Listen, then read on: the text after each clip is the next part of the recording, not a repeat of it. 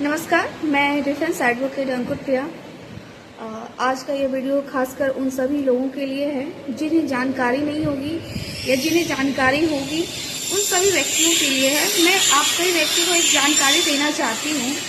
जो व्यक्ति न्याय से परे हैं, कानूनी जानकारी से दूर हैं, उन सभी व्यक्तियों को मैं कहना चाहूँगी, यदि आपका कोई विवाद या वाद न्यायालय में पेंडिंग है तो आप लोग अपने विवादों को निपटारा करने के लिए अधिवक्ता रखने में सक्षम नहीं है या कानूनी खर्चे आप नहीं कर सकते, तो आपको जिला विधिक सेवा प्राधिकार द्वारा निःशुल्क विधिक सहायता दी जाएगी, जिसमें आपको कोई खर्च नहीं लगेंगे। बस आपकी एक प्रक्रिया है कि आप उसकी प्रमाणता देंगे, हम आर्थिक रूप से कमजोर हैं, हमें विधिक सहायता दिया जाए।